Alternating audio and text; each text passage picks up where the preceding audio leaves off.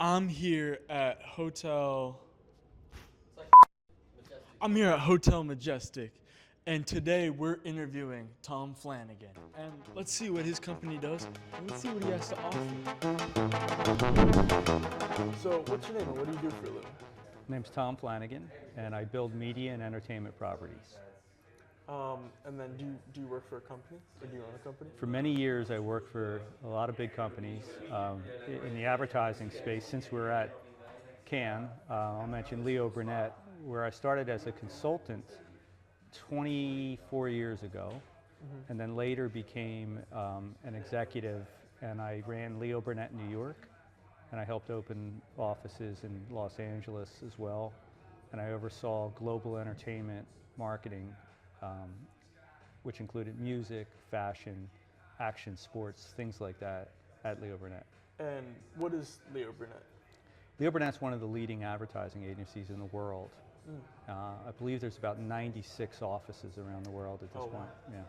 Yeah. And then what do they do for work, or what do they do as an advertising agency? Yeah, as an advertising agency, a lot of the time I've spent there was working on big global clients like McDonald's and Samsung, et cetera.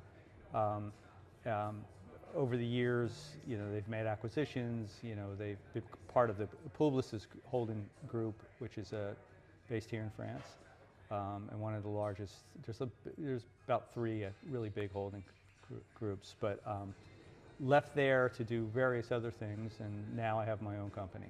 And what's your own company? It's called Irish Boy Ventures, and we're essentially a holding company, and we partner with and invest in various media and entertainment companies.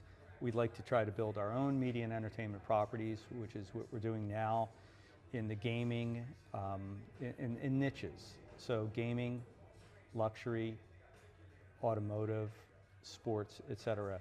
So we have a strategy which we call stacking niches. So we like to focus on fans of very specific lifestyles and then build experiences around those lifestyles so they can celebrate and we can help them elevate those experiences. Oh, that's interesting. And niches, you said? Yeah, niches. So for example, in gaming, one of the things we realized was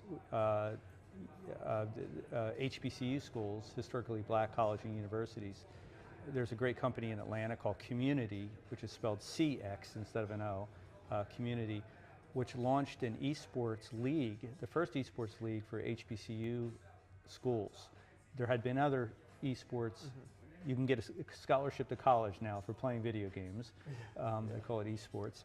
But in the HBCU world, that didn't exist until these guys, who are in their 20s, launched this amazing company called Community and started enabling the black students to recognize what's possible for them when it comes to gaming and esports.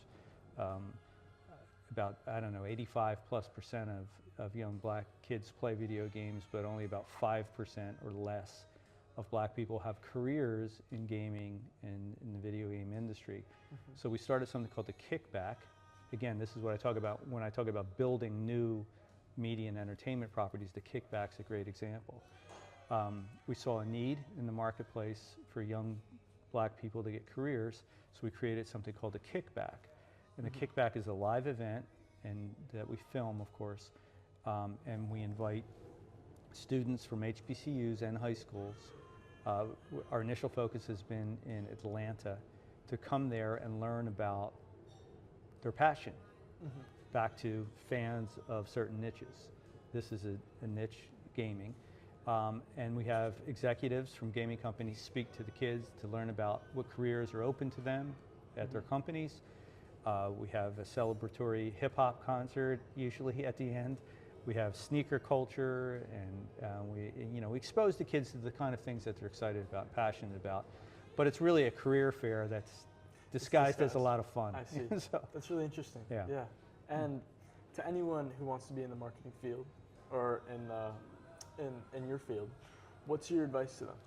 my advice is become a Swiss Army knife. Be curious about every role there is to play. Like in advertising, I've been fortunate. I didn't know it was going to be a fortunate thing, but to have every job you can possibly have in advertising. So, for example, I started out as an account manager, And I had an account that was like an insurance company, for example. Yeah. So I learned how to deal with clients. I learned how to create reports for clients and communicate back and forth with them and make sure they were getting what they needed from the agency. And then from there I moved on to sales and to bringing in new clients, and then I moved on to digital and then creative, and then I became the boss and running the agency. So but that gave me the ability now at my age to help mentor people throughout their careers, whether it be in advertising or producing. I produced a lot of television shows and films and things like that in my career, television commercials, of course, and been fortunate to be, at Cannes many times and win a lot of these silly trophies for this stuff.